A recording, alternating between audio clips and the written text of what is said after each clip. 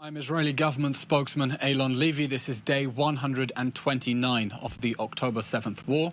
IDF fatalities since the start of the October 7th massacre have risen to 566. That's up by 4 since our last update.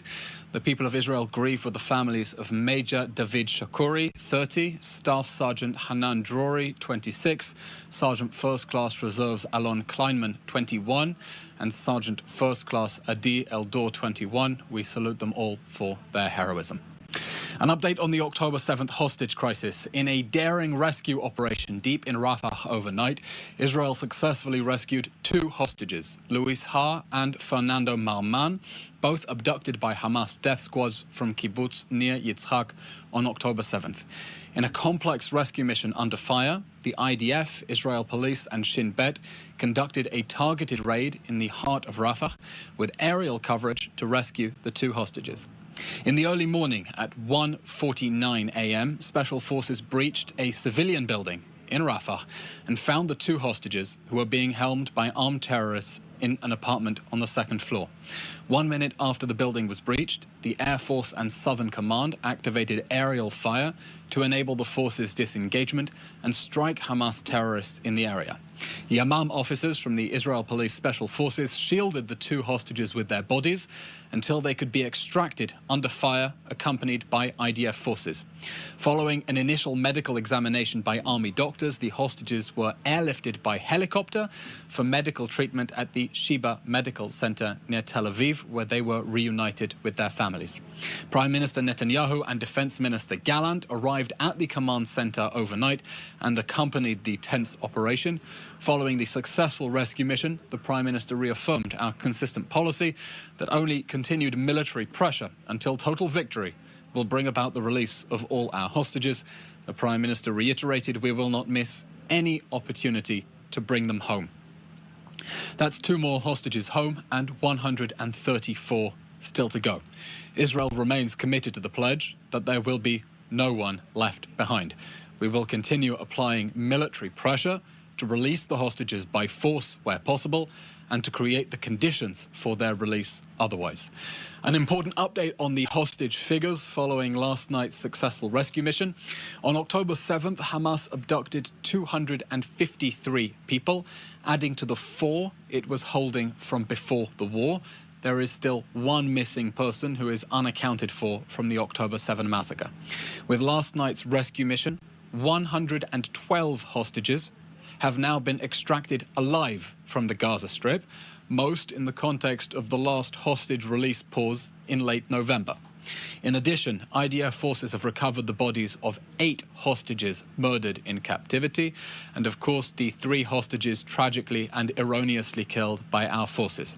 That still leaves 134 hostages still trapped in the Hamas terror dungeons, at least 31 of whom are dead, and 103 we must presume to be alive, including women and children. The State of Israel remains committed to the pledge. There will be no one left behind, and we will continue fighting to bring all of them home, the women and the men, the children and the elderly, civilians and soldiers. There will be no ceasefire that leaves the Hamas terror regime in power or the hostages in Gaza. Now, an important update about the situation in Rafah, in the southern Gaza Strip. We wish to make an urgent appeal to the international community. It is time for you to help protect civilians in Gaza from the Hamas terrorists who are trying to use them as human shields. Since the start of this war that Hamas launched, Israel has employed extensive measures to protect civilians in Gaza from their own leaders' evil attempts to keep them in the line of fire. From millions of warnings to humanitarian corridors secured by our forces to targeted raids that put our men in harm's way, those measures have brought the civilian to combatant ratio in Gaza down to around 1:1, unprecedented in the history of warfare. At every turn, however, we have been stymied by UN agencies, more concerned with pressuring Israel to end the war with Hamas still standing than to protect civilians. They have resisted our efforts to vacate civilians from Hamas strongholds, libelously characterizing those measures in pursuance of our obligations under international law as forced displacement. They share immense culpability for the tragic loss of life that could have been avoided if the world had worked with us to thwart the Hamas human shield strategy. In covering up Hamas's militarization of hospitals and its military assets inside UN facilities, including that server farm and intelligence hub located literally underneath UNRWA's headquarters in Gaza. International officials have been telling Israel to give immunity to Hamas targets. In telling Israel not to attack because civilians will be hurt, but then resisting efforts to get civilians out of harm's way, they have rendered themselves complicit with Hamas's human shield strategy and told it that that strategy works and to keep going. The United Nations and international actors now face a fateful choice. Do they want to save Hamas or save Palestinian civilians? They cannot stop Israel from dismantling the last 4 Hamas battalions in the Gaza Strip and securing the release of the 134 remaining hostages after the October 7 massacre. But the decisions they make now can still protect civilians from the war that Hamas has brought on them. The Prime Minister has instructed the Israel Defense Forces to present a plan for the evacuation of civilians from Rafah because we do not want to see civilians being hurt. And we still have excess capacity at Israeli crossings to more than double the amount of food, water, medicine and shelter equipment entering Gaza. We urge UN agencies to cooperate with Israel's efforts to protect civilians from Hamas and evacuate them from a war zone where terrorists are trying to use them as human shields. Don't say it can't be done. Work with us to find a way.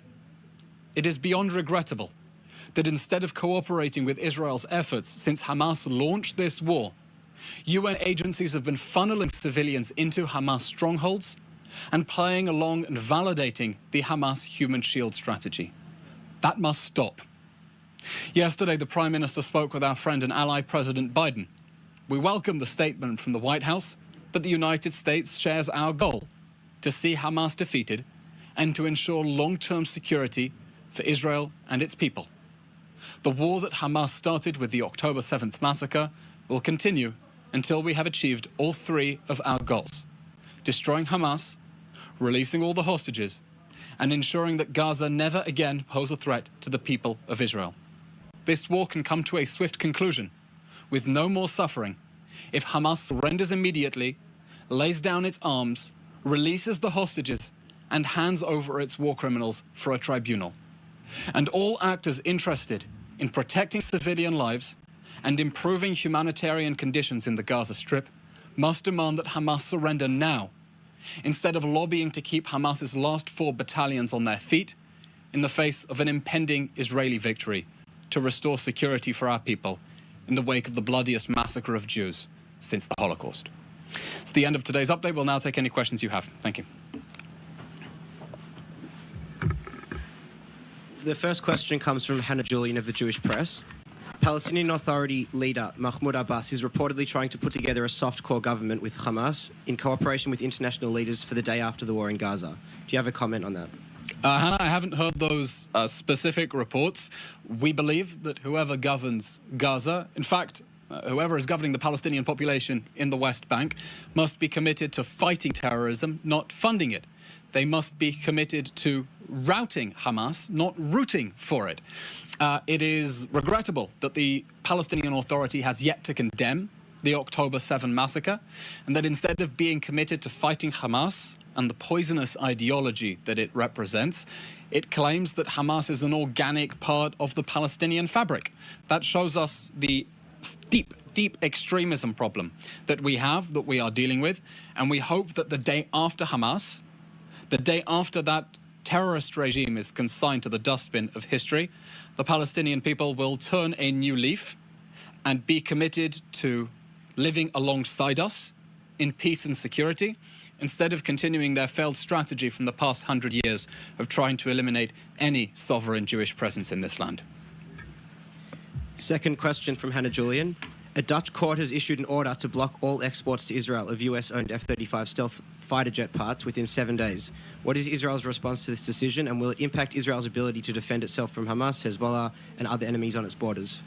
I'm not familiar with this particular report. Needless to say, we expect our allies to stand firmly by our side as we fight to bring Hamas to justice in the wake of the October 7 massacre. We are fighting for humanity, on the front lines of humanity, and only a resounding defeat of the terrorist machine that perpetrated the October 7 massacre will prevent that extremism and terrorism from spiraling further in Europe. I'll note that Israel has already worked with foreign intelligence agencies to thwart Hamas sleeper cells and attempts to perpetrate attacks on Western targets, and that should be front of everyone's minds in Europe at the moment.